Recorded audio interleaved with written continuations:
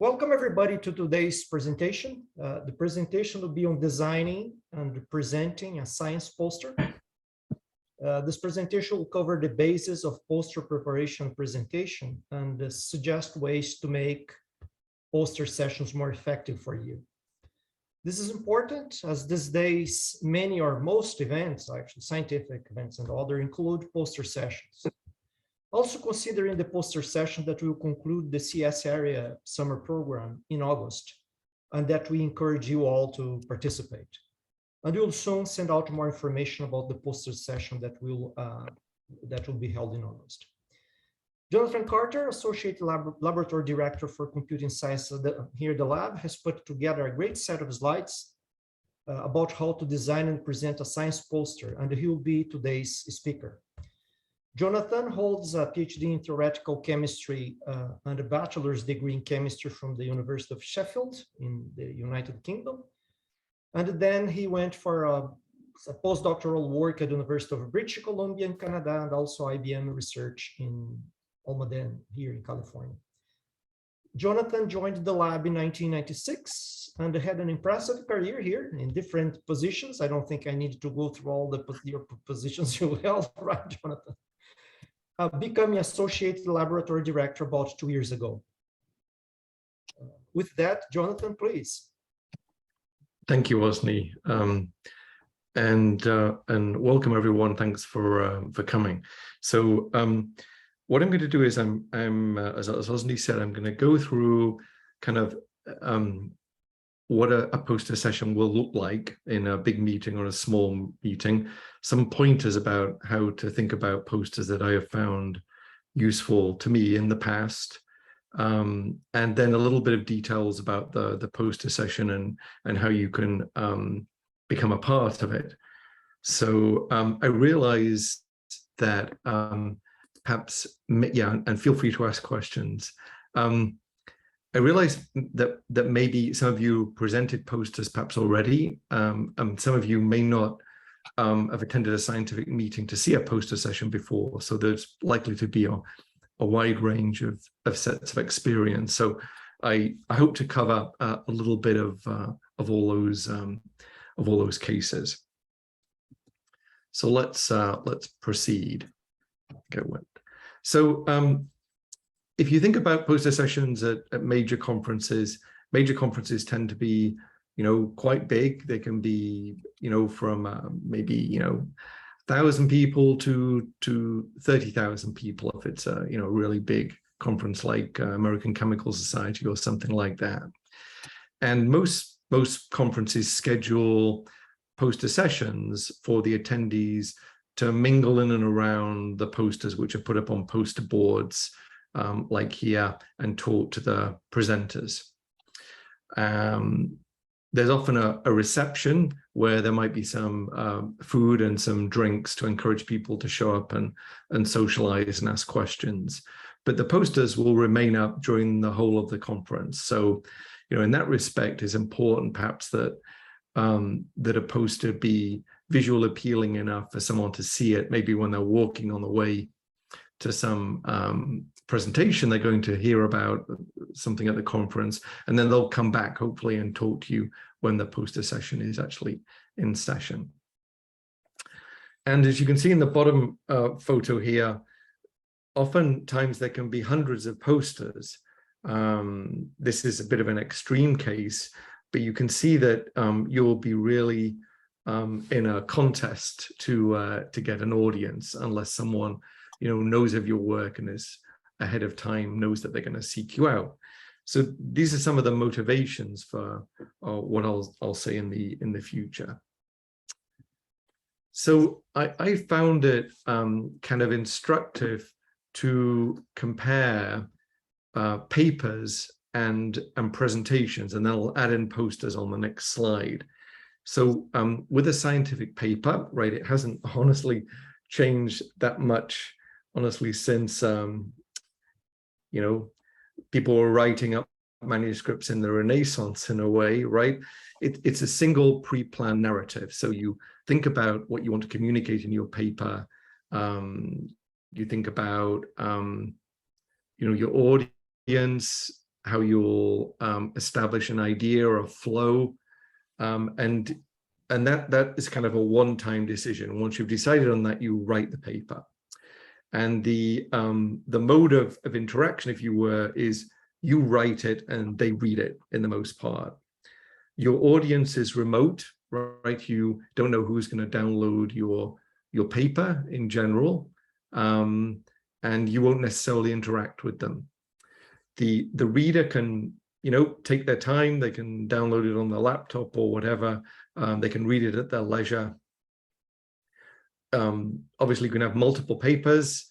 I'm struck by some of the recent big collaborations in machine learning. The papers might be 200 pages, but obviously many are a lot less, but multiple pages. So this is an arm's length interaction. You basically have to think almost about everything you want to communicate with the paper before you finish it up and put it out there. There aren't really any redos. If you put a paper on the archive, of course, you can respond to comments and you can put extra versions in. But by and large, it's an arm's length interaction. If you think about presentations, this is also a pre-planned narrative. Like I've written these slides and I've thought about what I'm going to say to each of them. So to some extent, I've planned it. The mode of interaction is a little bit different, right? I'm speaking by and large and you're listening, so it's slightly different. In a conference, at least, it's often a captive audience. In some cases, it's difficult to get out of a small meeting room at a conference without pushing past 20 people, and so a lot of people are just basically going to stay, and if they don't like it initially, maybe hope that it improves, or maybe it's captivating from the beginning. And it will also be limited in time. So some conferences have very short presentations, 12 to 15 minutes, and some allocate much longer periods of time for plenary lectures, 60 minutes or so. So that's it's a time limit, and as opposed to reading a paper, and it can vary how long you get. Obviously, you can use multiple slides and other kinds of visual aids in your presentation, and it's a closer interaction.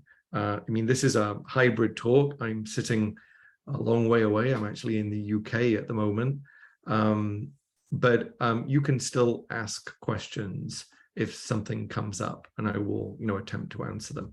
And that happens obviously at conferences too, either during the talk or there's usually a period of Q&A at the end. So these are quite different modes of communicating scientific information. And then if you think about a poster, well, kind of in a way, a poster is both the same and quite different. So with a poster, what I'll posit to you is that you have a chance to do multiple narratives. So during the poster session, people will approach you and they may know a lot about your subject, or they may know very little. And so for a 5-minute discussion, which is 5 to 10 minutes is good for one set of people at the poster, you can craft different narratives for different people.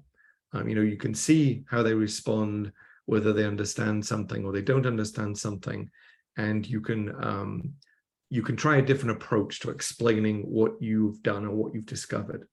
So in that respect, I liken it a little bit more to a discussion rather than a read-write or a speak-listen interaction. You're also dealing with a browsing audience. So in the poster session, the prototypical poster session I mentioned earlier, people will come up, they'll grab something to eat, maybe something to drink, and then they'll wander around, perhaps, and they'll see what catches their interest. And so that's different. Most papers, I think, they're sought out either with keywords or authors, and similar to presentations at a conference. So as I mentioned, I think, it's good to aim to limit, to have a bunch of different discussions during the poster session. You don't want to talk to someone for 60 minutes and have everyone else kind of walk past. it's good to interact with a number of different groups. With a poster, you're basically limited to a single page or a slide, although of course there are ways of offering additional information that people can look up, but you kind of want to use that single page to be able to make all your points. It's interactive. As I mentioned, with this, it's a discussion, it's interactive. So aim for getting the audience that approaches you to discuss something, to ask some question. But remember, as I mentioned, that the posters can often be viewed outside of the session. So you want someone to be able to get enough clues just by looking at your poster to be able to be interested to come back. So that's kind of how I would pitch posters as being a different mode of communicating, your science and your science results, as opposed to papers and presentations. So just check, yeah. So one thing that I alluded to is understanding your audience at the poster session, and this goes for conference presentations, of course, too. And broadly, there might be 3 different kinds of audience. The poster session might be full of people in your field of specialization. And if that's the case, then you can become pretty specific pretty quickly, because a lot of the general information, the general background will be well known by the audience. And then you may have a broader audience. So, people who not only are in your field of specialization, but in somewhat closely related fields. So they might need a little bit more context as to why the problem that you're talking about is interesting and why the work that you've done is novel, but not so much context. And you have to watch, they may be unfamiliar with the kind of the vocabulary or the jargon that you use to describe. So, you might have to spell out more things of the technical nature. And then, of course, the most general poster session and the poster session at the end of the CS Summer Visitors program falls into this category, is that you have people who come from pretty unrelated fields. And if that's the case, then you need to kind of carefully explain the motivation for why this problem is important, and to motivate, why your solution is novel, and why it's worth,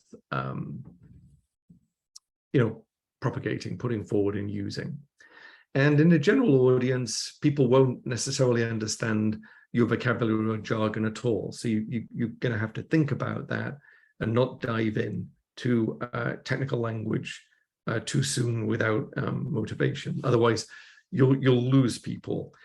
And if you approach a poster and you don't understand what the first sentence means, then you're unlikely to stick around and find out any more, which would be a shame, because I know all of you will have interesting things to say at the end of the summer visiting us. So keep that in mind. And as I mentioned, we'll have people from a lot of different backgrounds.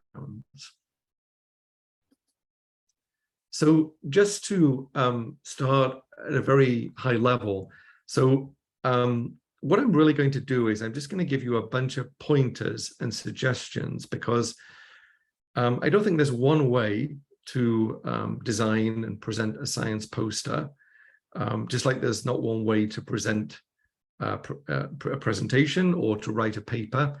You will all develop or already have your own styles in this regard, and I don't want to over prescribe what you should do. But at a high level, here are some suggestions. So if you think about a poster shown kind of graphically here on the right, there's a header, a footer, and a middle section, the bulk of the material. So if you think about the header, I think it's good to put the title here, briefly convey the subject matter, orient the viewer, attract interest without being too gimmicky. And also you should put, your information here. Who are the authors of the work? how can you get a hold of them? So in the body of the poster, there are two alternates I've got here, but let's quickly go this one. And it depends on the kind of work that you're doing, which poster format works best. But in this one, I think you should have an introduction. You should have a problem statement and why that problem is important, or why it should matter to people. And that should be very clear and avoid jargon as much as possible. And then maybe you want to explain the methodology that you used. Not too much detail, because you don't want them having to read a lot of text, and graphics work well here in many cases that you can point to. And then some results, right? What worked, what didn't work, perhaps. If you had to analyze the data using any particular techniques, you could explain how that worked. And then your conclusions. And so those are your interpretations of the results. So don't repeat your results. Explain what was interesting about them, and then perhaps further work that you might want to do based on the conclusions you achieved. And then things like extras. So you could put maybe QR codes so that people could scan them and get links to papers. You might have other material by the side of the poster session, like some side panels, or you might have a video going on an iPad or a laptop, something like that. It depends on the poster session what you're really allowed to do. Many poster sessions just ask you to come with a poster of a certain size and stand by it and use that.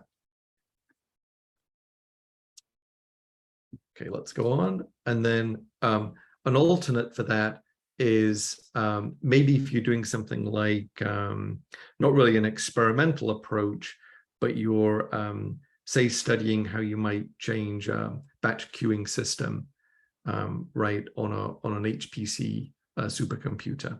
So there you might have an introduction, the same kind of thing, problem statement, why it matters.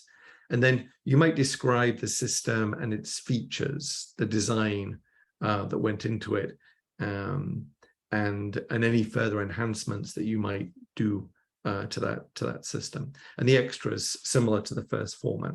So just think about what works best. I don't think there's really a set way of doing this. It really depends on what the work you did over the summer was, and how you want to explain.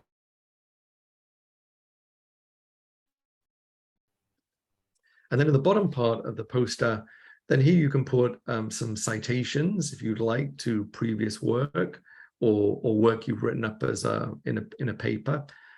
Any acknowledgements, logos. If your institution requires you to put some statements from the funding agency or about copyright or things like that, then those could go there. And further information that you'd like to make available. So that basically is how I would suggest you go about thinking about approaching a poster design.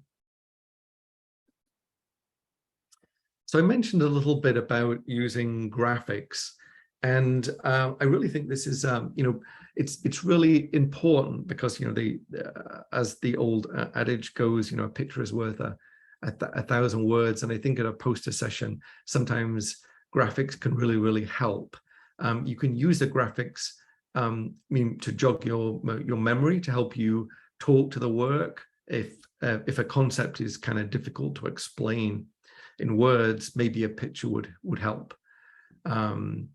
If you do use graphics, then think about labeling, charts and graphs legibly. And with a caption so that the graphic will stand on its own, so that someone doesn't have to go hunt about in the poster text to understand what the graphic meant. And you can use different portions of a poster maybe to engage with different kinds of audiences, or to present different kinds of concepts in the poster. And there'll be some examples of that later. And these three graphics here are for some work that I did a long time ago with several collaborators at the lab. And what we were looking at is the way different parallel computing applications use the network that connects them, the nodes together.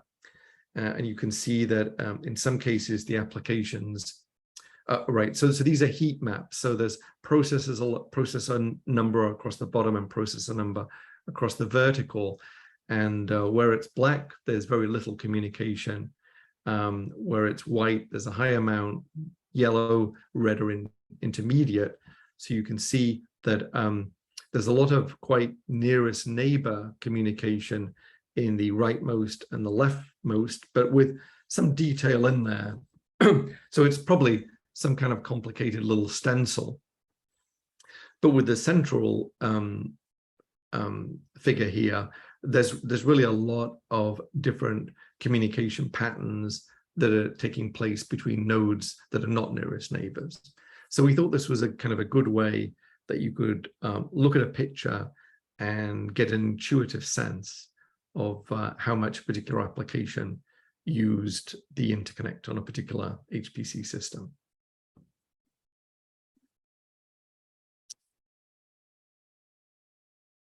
So some things to avoid. I have a few slides here, and in keeping with the idea of not really telling you what to do, I thought I might tell you what I don't think works very well. So avoid overcrowded or busy layouts. If the flow of where to read which panel next, which is the next panel to read is confusing, that's a problem. Or if someone really isn't understanding where to start reading the poster, that's a problem too. And then we have a lot of tools available to us to use a very wide variety of fonts and colors, things like that. So avoid really garish color schemes or strange font choices. There's a lot of fonts out there, and some of them I don't think are particularly great for scientific presentations. But if you're in doubt, maybe run it by a colleague and try not to use probably too many fonts. And then sometimes, and this really depends on the software you use and the printer and maybe even the place where the poster session is held. Sometimes light text on dark backgrounds can sometimes print poorly, so you might want to keep that in mind before adopting that as a design choice. So right, here's a poster, and the author of the poster here, Colin Purrington, who has a nice website about poster design. So he's tried to fit basically as many words as he can on this poster, and you can fit a lot. You can fit almost 2,000 words on this big 56 by 35 inch poster using a 28-point Times New Roman font, which is quite a big font. But right, you would never want to do this. This would be right. It would look very daunting. I don't think anyone would stop by. It's just not very useful, very attractive. It doesn't help you out, I don't think, explaining what you've done. So the takeaway here is avoid writing an article pretending to be a poster, right? So if you want to write an article, that's totally fine too. But think about what are the really salient points in text that you need to make. And I would say aim for, between 500 and 700 words, something like that. Less if you can get away with it. And avoid large blocks of dense text, because they're very unappealing for someone to come up and read through them. They take some time to read, and there's kind of an awkward silence while you wonder, are they reading it correctly, or are they going to give up? So that would be my advice. Use an appropriate amount of white space. And for lots of things, maybe you can do them with lists or with graphics, as I mentioned previously.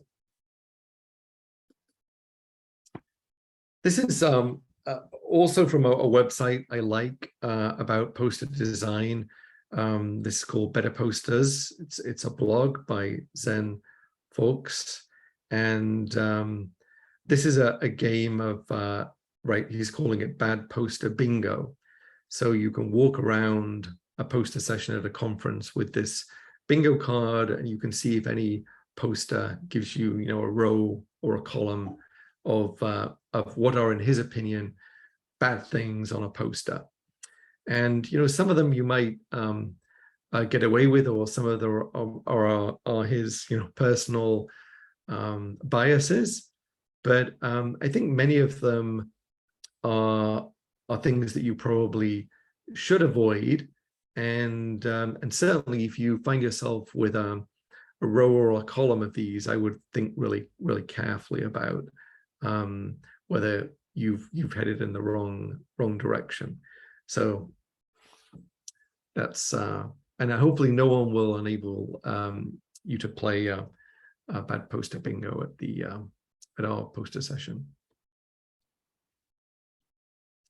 Right. So I mentioned this a little bit. That poster sessions often have a lot of different posters.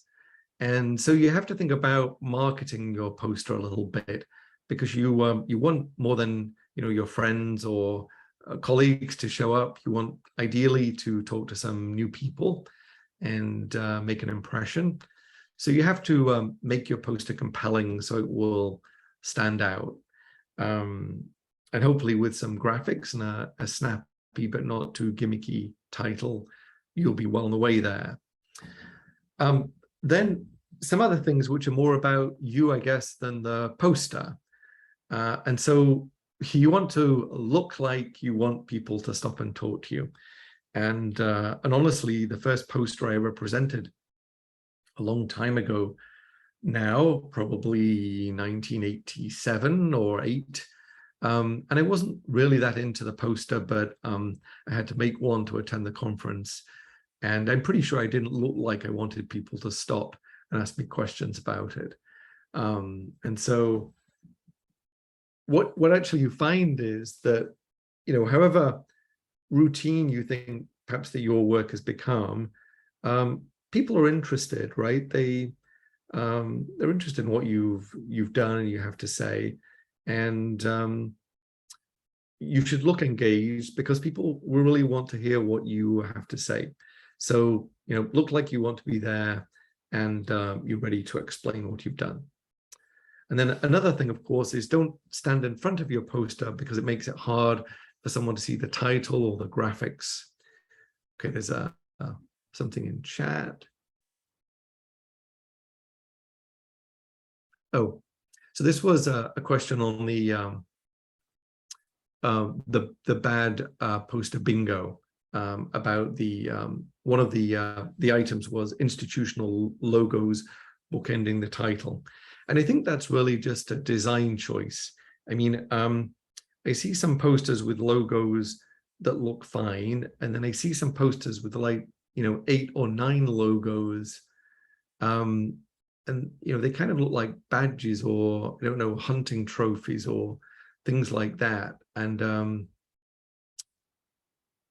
you know, I'm kind of in the middle with Sebastian's advice not to do this, Zen's advice not to do this or do it. But I think, you know, 1 logo is fine, 8 probably not so much. And too many logos around the title, they do detract, I think, from the impact the title will make. Okay, so where was I here? Yeah, so don't stand in front of your poster. Try and stand to the side. Do a little bit of crowd control. If there are multiple people milling around, you know, you want to kind of enlarge the circle or shrink the circle, so you don't have someone who might want to talk to you kind of hanging outside the circle, and then they would, you know, give up and go away. You want to talk to your visitors as opposed to your poster. You can certainly, you know, look at it and gesture to it and point, but you know, make eye contact with your visitors. And ahead of time, you might want to think about what are a number of different kind of angles or pitches that you could employ to talk about the poster. So what would you say someone who doesn't know anything about the subject that you're studying? What would you say to someone who knows a great deal about it? just think of some quick 1 or 2 sentence entrees to the conversation or pitches that you could get them involved. And actually, a lot of people, when they come up to a poster, they'll say, tell me about what you did in 5 minutes or something. So think of how to respond to those questions too. And then maybe you want some handouts or some cards you can give people, less so nowadays where people can do virtual introductions, but some way that they can remember you.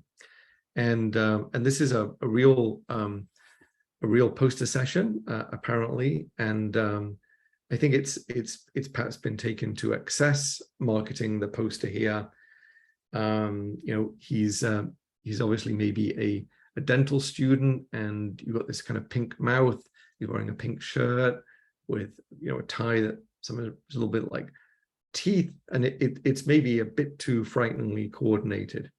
And someone actually did write a paper on the effect of color coordination of what you're wearing with your poster, and there it was. And they did actually kind of find minimally correlated. So I don't think this look is for everyone.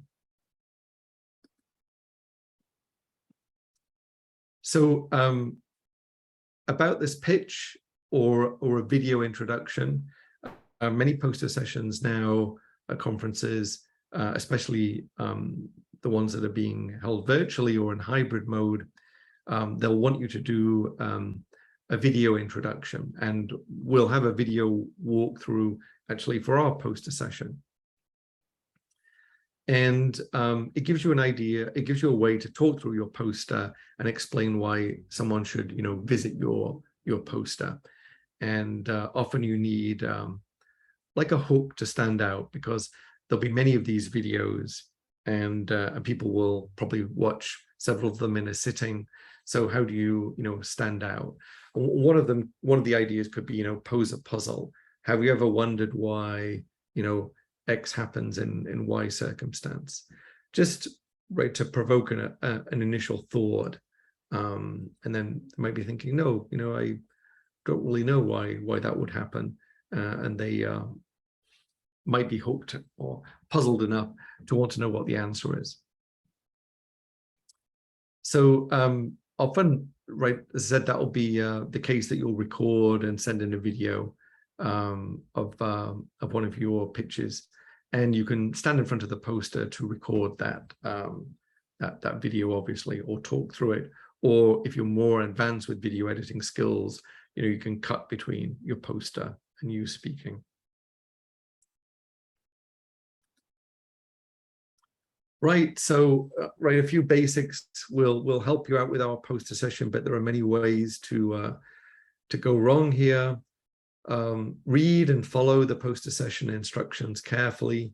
Note whether your posters can be produced in a landscape or a portrait mode, and how big the posters should be to fit on the boards.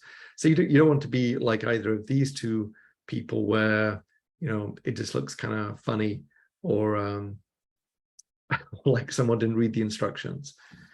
And then another point is put up and take down your poster in a timely manner. So sometimes I'll walk past poster boards in a session, and there's someone scrambling to put up their poster where everyone else around is chatting and eating and drinking. So put up your poster before if you can, before the poster session takes place, and then take it down. I mean, conferences have become more authoritarian, or whatever the adjective is that if your poster's still up on the last day, right, they'll just take it down and throw it away. But it does provoke some angst with poster session organizers if there's a lot of posters that they have to think about how to deal with and how to try and contact the authors. So don't be that person either, and take down your poster appropriately. So the next 3 slides, 3 or 4, are from when I went to the supercomputing conference in 2019. Actually, one of the last actual in-person conferences I did go to. I took just some photos of some posters, and everyone had the same size poster board, but you can see that people treated it rather differently.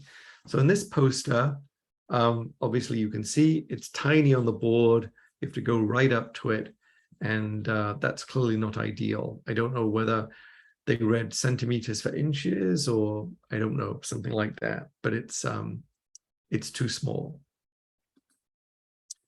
Right, here's one that fills the area nicely, works well. Right, here's another that barely fits on the poster board. And if you have a lot to say and a lot of graphics, maybe this is what you need to do. But it kind of looks a little bit greedy, maybe, to use every last square inch. So just think about the look that you're going for. And here's one that just covers the whole thing and more.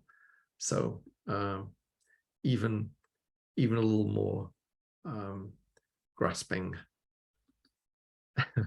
Okay, just some examples of the way things can go right and go wrong when you arrive to the venue. And as I mentioned, I'm providing some resources. As I mentioned before, Colin Purrington from Swarthmore College has a great website, lots of suggestions for software, for templates, and other things. And Zen Fox from University of Texas. This is more of a, well, it is a blog, and so the post can be about advice, critiques of posters that he has seen, changes in different kinds of resources, and that kind of thing. And then there's also this website from NCSU about posters with other forms of advice on format, styles, etc. And obviously you can find a lot of YouTube videos, people suggesting poster tips about how to present, how to design. I'm not going to give any software recommendations because really I find there's a lot of, it's really a kind of a personal choice thing. Some people want to use a very full-featured illustration package, like an Adobe product. Some people will be happy with using PowerPoint or something like that. And so there are lots of ways you can make a poster, and you can also use Google G Suite as well, if and that's provided with your accounts at the lab. So lots of different choices there. Depends what you know already, or how much time you want to spend into learning another package. There are lots of ways to achieve the same look. Right, so a little bit of detail about the poster session that I've been mentioning. So I believe this is all correct, and maybe Andrew Rosny can correct me if I've got anything wrong here. But the poster session is going to be on August the 2nd at 10 a.m. Pacific. We'd like you to register by July the 15th at 5 p.m. To indicate that you would like to make a poster. We'll at that point send you a template.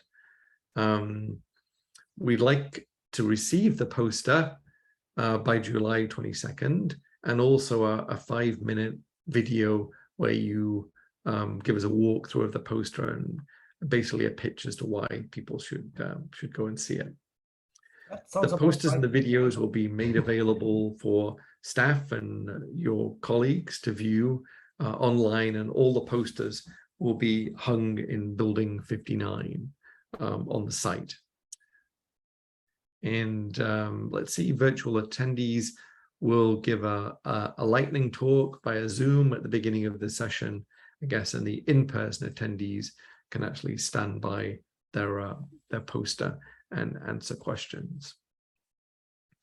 And these poster sessions, I think generally, I certainly do, people look forward to them getting together, and they have pretty high visibility. A lot of lab scientists from all over the lab, all over computing sciences, come and visit and talk to the participants. Lots of conversations. People have some snacks, and generally it's a good time. So two other kind of motivations for you to think about doing this, and I really strongly encourage you to participate, because it really is a great way to do a practice poster design and presentation, right? We're a friendly audience. We're an audience with a wide range of scientific expertise, and it will just be a good way for you to put your toe in the water if this is new to you, or just maybe try pushing your skills up a notch. And there was a presenter in the 2021 poster session who sent a nice email to Lisa, who forwarded it to me, and I just put the quote in here. You know, leading up to the poster session, I was really nervous about presenting and being able to answer any question people might have. But when it came to time to talk about all the interesting and hard work that our team had been doing, I just started to have fun with it by focusing on the topics of interest within the audience, connecting with them through science, yeah, et cetera, et cetera. And so that was really good. So, you know, don't be worried. As I said, we're a friendly audience, and we are genuinely interested in the work that you will have done. And another kind of another motivation example is that this is going back a couple of years now, but Terry Hatcher, who was visiting us from Fort Valley State University in Georgia, she in a way practiced her poster at our poster session and took some feedback from that, and then presented a variant of her research poster at the this joint annual meeting of the National Institute of Science, Beta Kappa Chi National Scientific Honor Society, and won first prize for her poster session. And obviously, the vast majority of that work is down to Jessica, but I'd like to think that dry running the poster at our poster session was very helpful to her.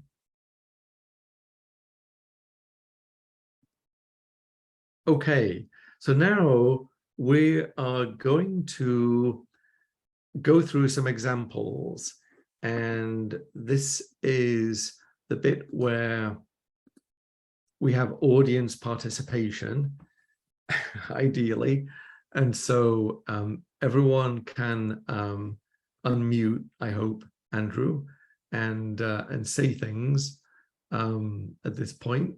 And hopefully those of you in building 593101, the mics can pick you up if you have something to say. And I'll try and manage if we have lots of people talking at once. Hopefully that won't happen. Hey, Jonathan, can you hear me through the mic in the ceiling? Yeah, I can, Andrew. Cool. Okay. So I'm going to show you some posters, and some are real posters and some are made up posters. And that in some cases should be pretty obvious. And I'm interested in what you like about them and what you don't like about them, what you think works and what doesn't work. Okay, and so let's go to the first poster.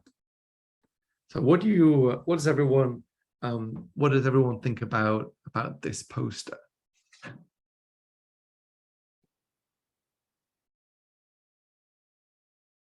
Don't be shy, anyone.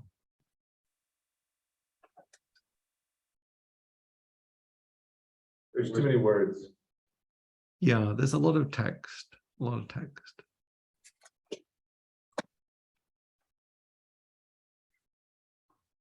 Very small font. Yeah, it would be hard to read. And texts are not justified in some cases. Yeah, there's a mixture of approaches. Some text is centralized, some is ragged. So it's not really consistent.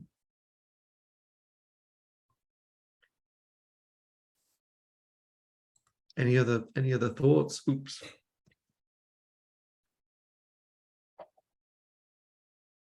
Wait. Figure doesn't have the leveling, what the figure is about. Right. Yes, particularly this central figure. It's not really clear what it is.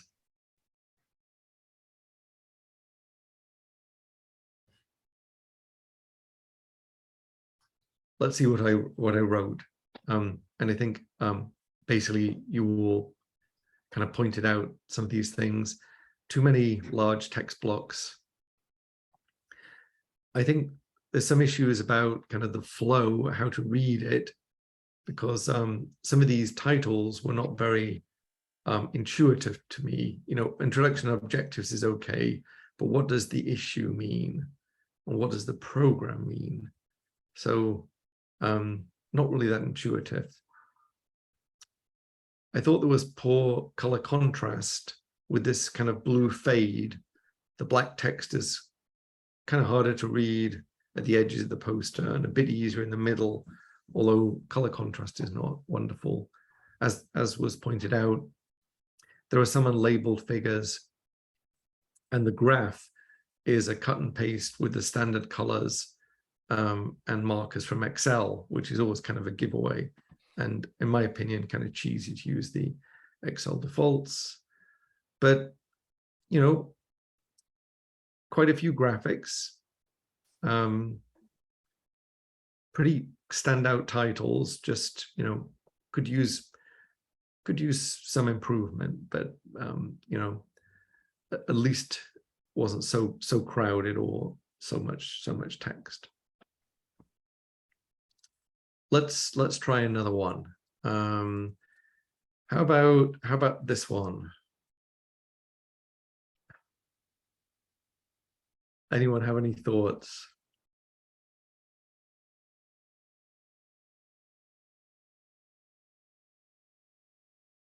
I mean, it's definitely attention grabbing, but it's maybe a little too colorful. Right.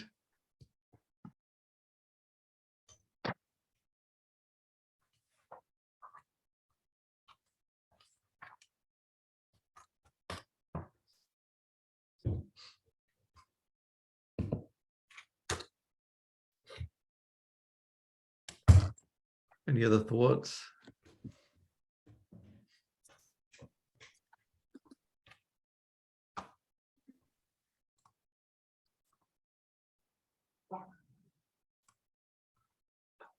What did I write?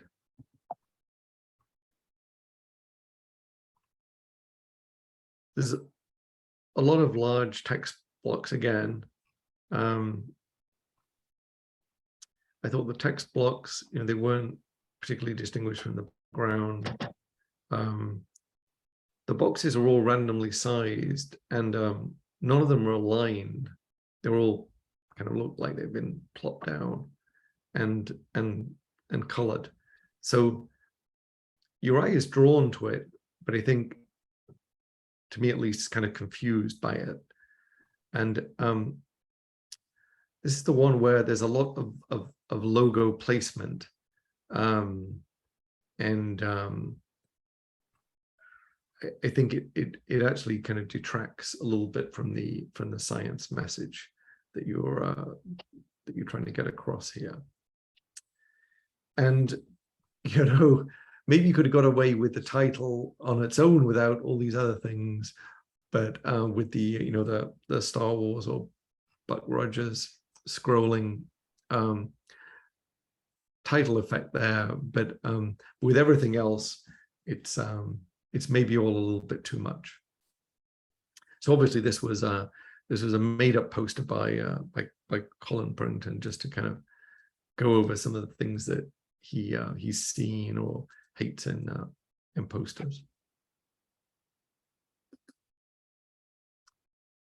So this is a real poster. Actually, designed and presented by some of my colleagues who shall remain nameless. So I'm curious as to what you think about here.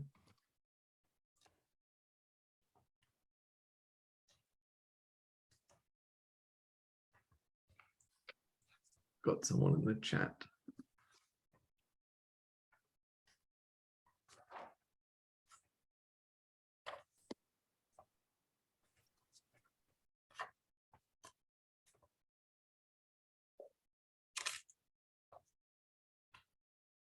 Any thoughts on this one?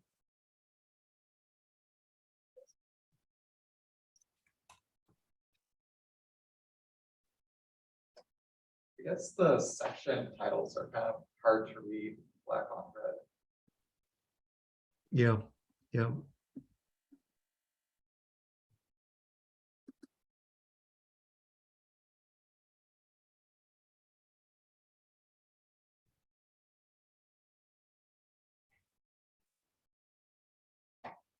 I would say some of the graphics are quite nice, but some are pretty tiny and hard to see, like the lower left. Yeah.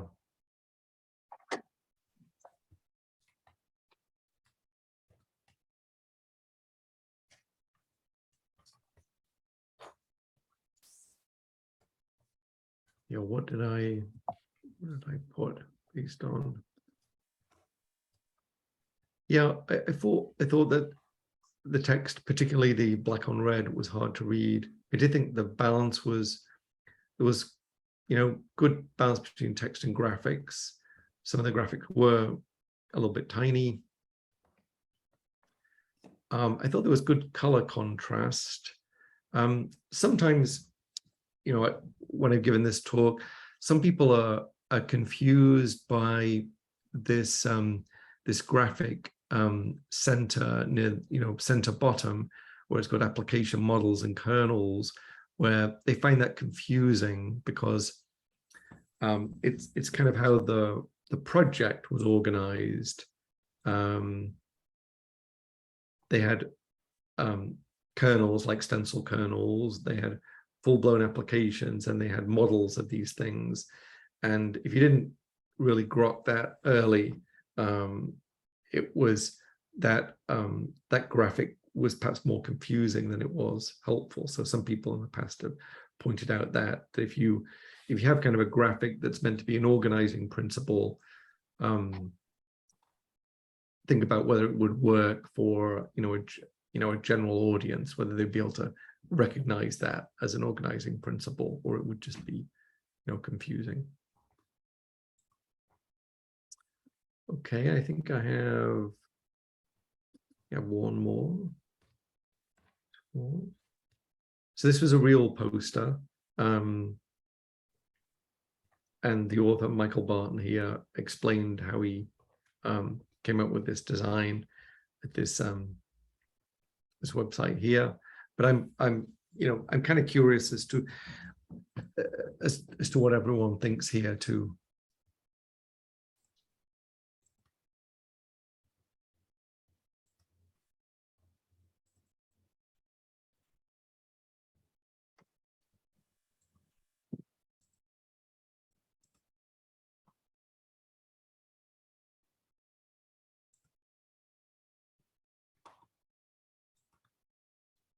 I would say some of like the text boxes are kind of difficult to read, kind of lead into the background, sort of. Yeah, these kind of pastel font colors on gray are at least on the slide they may work better printed, but they are quite hard to read.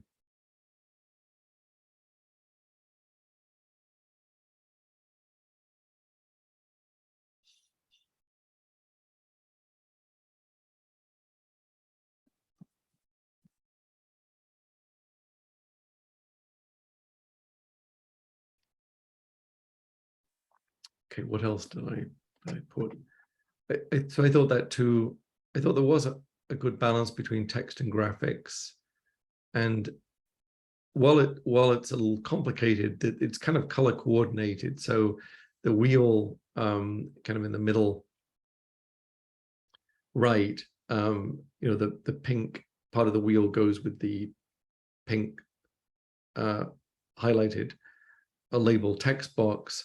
So there's kind of that organizing principle, but it takes a bit to kind of understand what's going on. And even though I don't have it on my list, a lot of people react to this like it's too much like an advert, like it's not sciencey enough, that the you know, the panel on the left here you know, could be advertising all kinds of things. It's not, it's a little unusual to see as a poster, but there I think it's kind of a, you know, a matter of opinion. It's certainly you know, a little bit eye-catching, but whether it would work for all conferences, you know, all audiences, I'm not sure.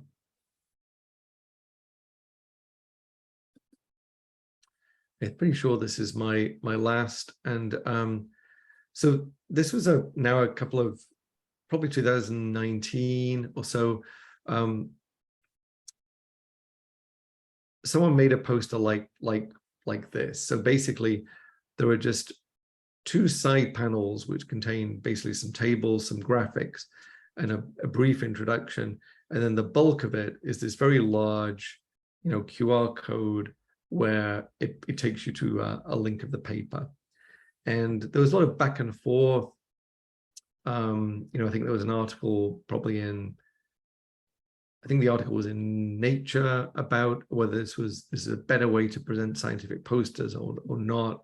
And, you know, it got picked up by a few news outlets. But I think it's the interest in this has perhaps died back a little bit, but it was an alternate approach, that these sidebars were simply for, well, the right sidebar was for just pointing at if you needed some tables or figures, and the left sidebar was just, right, if the author wasn't there, or you didn't feel like scanning the QR code, there was a kind of a summary of what was going on. So that's another approach.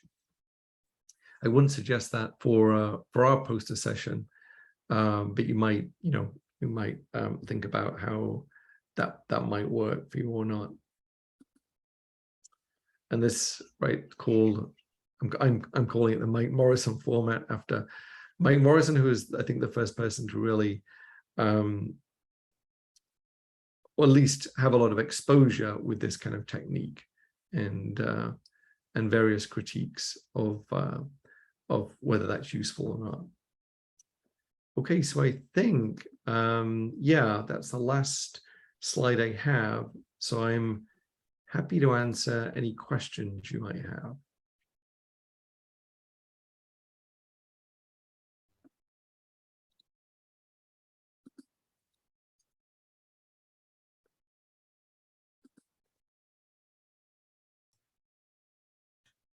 Questions for Jonathan?